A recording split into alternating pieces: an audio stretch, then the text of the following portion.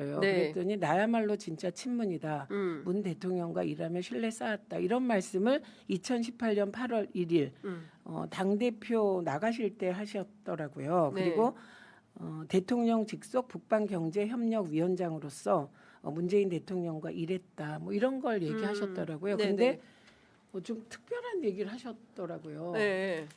친문 이재명 낙선 바랐다. 요거. 그래서 제가 이게 친문계가 2022년 대선에서 이재명 후보의 낙선을 바랬다는 송영길님의 발언은 오류입니다. 제가 그래서 네. 오류라고 말씀드리는 게 뭐냐면 예. 제가 이거 한번 정리를 했는데 제가 이 정리하러 좀 방송을 하려 그래요. 네. 친문에는 신친문과 친노친문이 있었습니다. 친문은 신친문과 친노친문. 친노친문. 이거 다 부질없는 건데 하도 저러시니까 제가 친노친문. 예. 그래서 친노친문의 좌장이 이해찬 대표였습니다. 네. 예, 그리고 계보를 말씀해 주시는 거예요. 신친문은 예. 노영민, 예. 그다음에 뭐 송영길 이런 예. 분이었어요. 아. 예, 근데 송영길 대표는 그 노무현 대통령 그게 매우 뭐 그러셨잖아요. 그래서 그 신친문입니다. 네. 그런데 나중에 집권 초기에는 전부 이게 하나의 친문이 됐다가 나중에 분화됩니다. 네. 친낙과 친명으로. 친낙과 친명으로. 친명으로. 예. 네, 친낙과 친명으로 친문이 분화됩니다. 예. 그래서 그때 친낙으로 분화된 분들이 당연히 이낙연 그리고 홍영표, 네. 전해철 뭐 그다음에 등등이에요. 대표적인 그런 분들이고요. 그다음에 친노 친문이었다가 친명으로 갔을 때 그 대표적인 분이 이해찬 대표, 추미애 대표, 최민희, 김현, 그다음에 김태년, 네. 김성환, 윤호중 이런 분들이 이제 친명으로 분화된. 오늘 민주당의 계보를 상세하게 아니 저희가 왜냐하면 듣게 되는 자꾸 것. 친문이라면서 네. 욕하는 저 친문이거든요. 예. 그런데 저 정말 이재명 대표를 마구 흔들 때 예. 그때 제가 방패막이 하느라고 욕도 많이 먹었어요. 예. 그리고 기억 안 나세요? 전 저보고 반명이라고 하니까 어떤 분이 댓글에 예. 야 최민희가 그 공직선거법 1심에서 이재명 대표가 집행유예 받았을 때 오마이뉴스 TV에 네. 만약에 또 그 반명들이 예. 정치 검찰과 손잡고 그 대표 흔들면 당원과 내가 죽이겠다. 맞아요. 그 얘기 하셨죠. 죽이겠다. 예. 근데 그 죽이겠다가 물리적으로 죽이겠다라며 박정훈 의원이 살인하겠다는 진짜. 건데 이런 말도 안 되는 정치적으로 예. 내가 가만히 있지 않겠다 이렇게 얘기해가지고 그때 진짜 욕 많이 먹었거든요. 맞아요. 예. 그런데 우리 지지자들께서는 정말 끝난 줄 알았다 그때. 그리고 또 당 내에서 막 흔들리고 난리 났었어요. 예. 그런데 그 말을 듣고 나는 그때 정신 차렸다.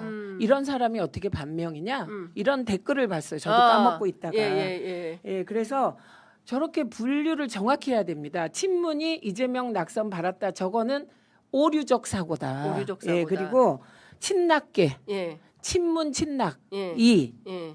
저런 마음이 있었을 거라고 저는 생각합니다. 이낙연계. 예. 이낙연계가. 이낙연계가 그랬다. 그리고 예. 이해찬 대표님은 이재명 대통령이 어려울 때마다 대표적으로 지킨 분들이요. 네. 제가 말할 수 없는 역사도 다 압니다. 지키려는 사람들 정말 힘들었거든요. 네. 그때 이해찬 대표, 유시민, 김어준, 예, 그리고 지금 말씀드린 뭐 김태년, 추미애 대표 예. 무엇보다 그리고 김현, 그리고 저, 네. 그리고 윤호중, 예. 뭐 김성환, 그다음에 이해식 의원. 네. 예, 등등이 정말 많이 애썼습니다. 네. 그래서 앞으로 송영길 대표께서 말씀하실 때 이재명 후보의 낙선을 바란 것은 2022년에 낙선을 바란 것은 친낙이다. 이렇게 얘기해 주십시오. 알겠습니다. 좀 정리가 되십니까? 더 머리가 복잡해졌습니다. 왜 복잡해요? 친문이 분화돼서 네. 친낙과 친명으로 분화됐다. 네. 아니, 그러니까 그거는 알겠는데, 네. 그러니까 그 이를테면 이런 것 같아요. 그 평범한 시민들의 눈높이에서 보자면 막 정치 고관여층이 아니라 평범한 시민의 눈높이에서 보면 이재명 대통령 너무 잘하고 계시고 그리고 이재명 대통령을 응원하는 그러니까 과거에 뭐 보수적이었거나 중도 유권자들마저도 저 사람 정치하는 거 보니까 응원하고 지지해줘야겠다. 이 세력이 점점 커져서 지지율도 올라가는 거잖아요. 그래서 이렇게 분위기가 좋은데 그 전통 지지 지지층이라고 하는 민주당 안에서는 왜 이렇게 갈등적 상황인가라는 것에 대한 평범한 이제 시각이 있는 거다. 아니 그건 아니죠. 저는 유시민이나 김어준 씨가 먼저 네. 나서서 그러는 거 못 봤는데요. 먼저 나서서? 먼저 나서서 네. 갈등을 일으키는 거 못 봤는데요. 아 이번 상황에서? 네. 아니 그렇죠. 그분들은 그건 뭐 작가고 명확히 해야 뭐 되고. 방송 앵커고 네. 실제로 그런데 오히려 민주당 내 일부 정치인들이 저 악용하는 거라고 봅니다. 아, 네, 그래서 그런 거 하지 말고 실력으로 승부하시면 좋겠습니다. 그리고 그 제가 아까 얘기한 게 되게 중요한 포인트인데요. 너무 일찍 당 대표를 놓고 당권 대권이 당권 투쟁이 벌어진 이유가 네. 당권 대권이 이꼬르라고 보는 착시 때문이다. 예, 그래서 저는 그게 오늘 굉장히 중요한 걸로 네, 딱 그리고 이게 정리가 됩니다. 저는 그 뉴 이재명에 대해서도 우리 주변에 뉴 이재명 많아요. 네, 많아요. 네, 우리 아들도 뉴 이재명이에요. 근데 본인이 뉴 이재명인지 몰라요. 그 뉴 이재명이다 뭐다 네. 이렇게 규정하는 것이 문제라고 저는 생각합니다. 저도 이게 문제라고 네, 생각합니다. 그리고 또 예를 들면 뭐 새롭게 이재명 대통령을 지지하게 된 분 많거든요. 예. 근데 지지자들은 관심 없어요. 나에 대한 규정에. 그냥 이재명 대통령이 주식이 올라서 나 사실상 돈을 많이 벌었어. 이런 대통령 처음 봤어. 예. 저렇게 잠도 안 자고 하는 분 처음 봤어. 예. 왜 제 주변에도 많거든요. 맞아요. 그래서 그런 분들 끌어들이지 마시라. 예. 그리고 이제 새로 정치권에 투입돼서 그 대통령께서 내가 친명임을 알아주길 바랄 수 있잖아요. 예쁜 마음이잖아요. 그 마음도. 그러면 그냥 본인만 그렇게 하시지. 그렇다고 뭐 유시민 작가를 반명으로 몰 필요야 뭐가 있느냐. 네. 김어준 씨를 반명으로 몰 필요가 뭐가 있느냐. 근데 저도 그거는 좀 그리고 8.15 이후에 독립운동 해도 좋습니다. 예. 8.15 이후에 친일 안 하겠다 선언해도 좋습니다. 예. 그런데 8.15 이전에 일제치하에서 피 흘리며 독립운동한 투사들을 저 사람들 반 독립운동가야. 저 그건 안 사람들 되죠. 친일이야. 이럴 필요는 없지 않습니까? 그렇게 하면 안 되는 거죠. 네, 저는 그렇게 예, 생각합니다. 그렇죠. 그래서 뭐 이왕에 이름이 나왔으니까 이현주 의원께서 우리 당에 들어오셨잖아요. 뭐 열심히 해주시면 감사하겠습니다. 그런데 굳이 그렇기 때문에 586이 어떻다. 뭐 운동권이 어떻다 이런 과거의 생각은 고쳐주셨으면 좋겠다 이런 바람 정도입니다. 네. 그러니까 저는 중요한 것은 갈라치기 분열이 네, 안타깝다라는 거예요. 아 근데 그 안타깝다를 좀 네. 넘어서서 갈라치기 분열은 정치인들의 정치적 욕망이 만드는 것이지 지지자들이 먼저 만드는 것 아니다. 그럼 민주당 안에서 얘기 좀 해주세요. 민주당 의원들끼리 그런 거 좀 저는 그만하자. 제가 그거를 제가 의원 게시판에 예. 그런 거 몇 번 올렸더니 그게 제시닥도 보수 언론에 나가던데요. 그래요.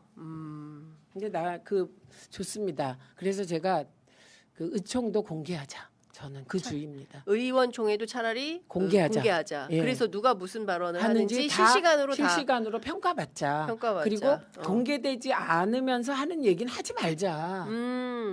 네. 저는 차라리 그 그게 주의입니다. 낫겠다. 네, 그리고 의원 게시판도 그렇게 선택적으로 특히 저에 관한 걸 많이 내보내고 제가 누군지도 알아요. 근데 또 홍사훈 기자 같으면 저보고 공개하라고 할 거야. 네. 그거 공개하는 순간 네. 제가 똑같은 사람 되니까 안 하는데 네. 꼭 그것도 보수 언론에 공개합니다. 네, 그래서 그러면 의원 게시판도 공개하자. 차라리 네, 저는 다 그러려면 공개하자. 네, 투명하게 네, 하자. 투명하게 하자. 대통령이 그 국무회의 다 공개하는 것처럼 네. 의원총회도 싹 다 공개하자. 저는 투명하게 하자. 네, 이런 주장을 하고 있는 중입니다. 이거 오래됐습니다. 네. 이 주장한 지가. 네. 제가 최근에 청와대 고위 관계자한테 들었더니 그런 얘기를 하더라고요. 아니 이재명이면 그냥 이재명이지 뉴는 또 뭐야. 그리고 그런 지금 얘기를. 예. 국민의 70%가 이재명 친명인데 예, 예. 민주당 내에 있는 사람들이 내가 더 친명이다. 좀 거시기 합니다. 그거 좀 짜친가요? 뭐 좀 거시기 합니다. 그건 다 알겠습니다. 친명인데. 예. 지금 벌써 38분이 의원님은 아무래도 너무 오랜만에 오셔서 그런지. 근데 내용이 그래도 고민 많이 한 내용이잖아요. 그렇죠. 예. 아쉽네요. 다음에는 1시간으로 잡아서 또 뭐 모셔서 말씀을 좀 드려야 될 것 같습니다. 그거 말고도 언론 현안들이 꽤 많이 있는데 그거 몇 가지만 알려드릴게요. 네. 방송 방통위, 미디어 예. 방송 미디어 통신 심의위원회가 예. 구성됐습니다. 네. 그래서 4월 1일 날 방미심의 위원장 고강원 네. 위원장이죠 후보 예. 예. 청문회 합니다. 어. 그리고 지금 박미통이 궁금해하실 텐데요.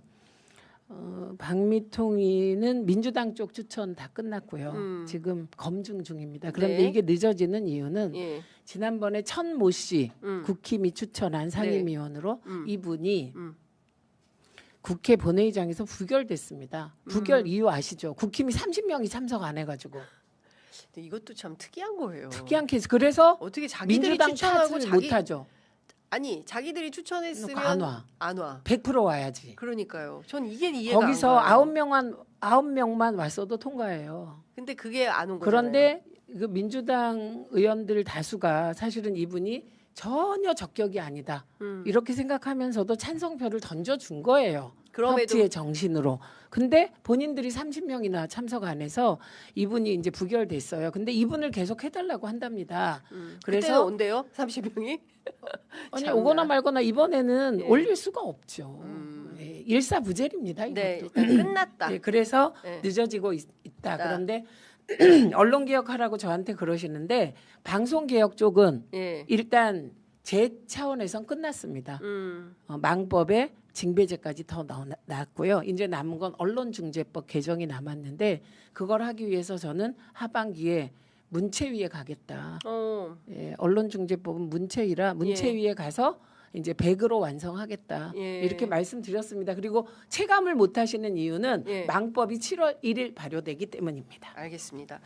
아유 무려 9분이나 더 시간을 주셨습니다. 오늘 말씀은 여기까지 듣겠습니다. 고맙습니다. 네, 고맙습니다. 그리고 저는 사실 지난 3년 동안 짓눌려서 살아왔는데 맞아. 제가 약간 과다하게 열심히 일을 하잖아요. 네. 저 뭐 저렇게까지 하냐 이렇게 네.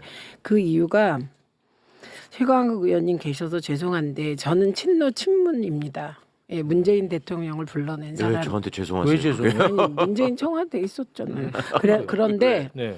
저는 2022년 대선에서 이재명 후보가 0.73% 차로 석패했잖아요. 네. 그 중요한 이유가 민주당의 분열이라고 봤어요. 네, 그것도 당시에. 우리 친문이 똘똘 뭉쳐서 안 밀어준 거라고 해서 죄책감에 무지 시달렸어요. 그래서 2022년에 이해찬 대표님이 한 보름 거의 식음을 전폐하시고 그렇게 지내셨거든요.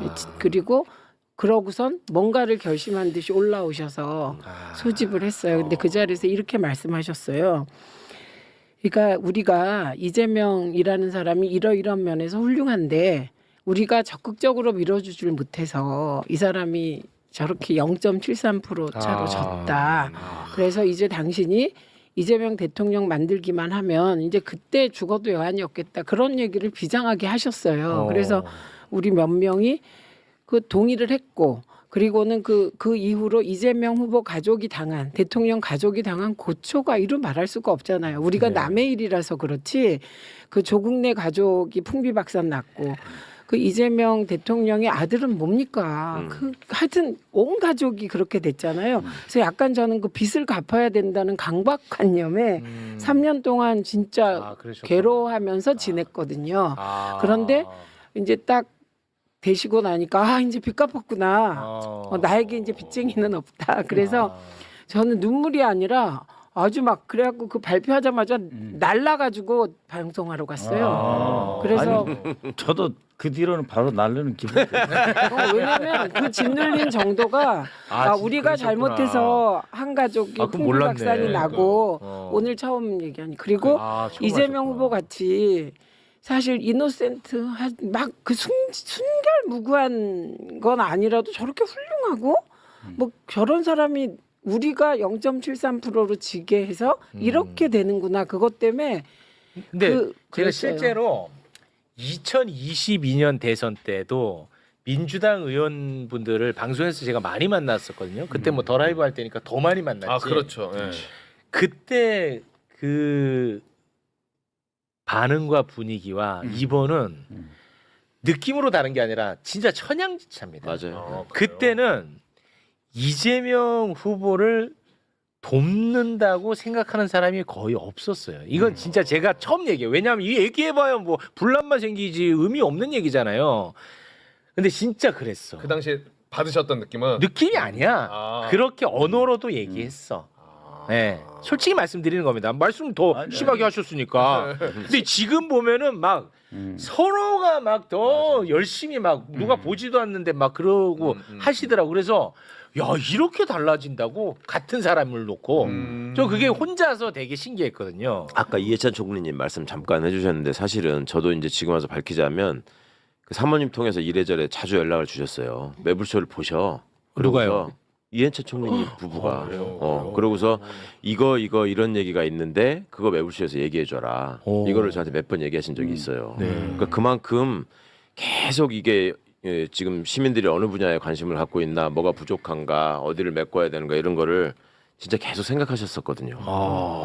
근데 진짜 이번에 훌륭하시네. 그리고 최민희 저는 의원이 작심하고 사실 폭로한 지난 3년 민주당 동안 내부의 민낯. 짓눌려서 살아왔는데 여러분은 어떻게 맞아요. 제가 보셨습니까? 약간 과다하게 열심히 대선 패배 직후 일하잖아요. 네. 시금까지 뭐 저렇게까지 하냐, 전폐했던 이렇게. 이해찬 전 대표의 이유가 비장한 결의가 무색하게도 최강욱 의원님 계셔서 당시 죄송한데 당내에서는 저는 친노 이재명의 친문입니다. 낙선을 바라는 세력이 문재인 분명히 대통령을 존재했다는 불러내요. 사실이 저한테 드러났습니다. 왜 죄송해요? 아니, 문재인 청와대 송영길 전 대표의 주장이 그런데 오류임을 지적하며 저는 친문이 아닌 2022년 대선에 친낙계가 분열의 대선에서 불씨를 당겼다고 이재명 확신에 찬 후보가 어조로 증언한 거죠. 0.73% 차로 석패. 겉으로는 원팀을 외치면서 그 뒤에서는 중요한 후보를 이유가 민주당의 흔들었던 이중적인 분열이라고 태도. 봤어요. 이것이야말로 그것도 우리가 친문이 청산해야 할 팔도 구태 정치 뭉쳐서 안 아니겠습니까? 밀어준 거라고 해서 죄책감에 이제라도 무지 시달렸어요. 누가 진짜 개혁의 길을 그래서 걸어왔고 2022년에 누가 사익을 위해 이해찬 움직였는지 대표님이 명확히 가려내야 할 한 때입니다. 보름?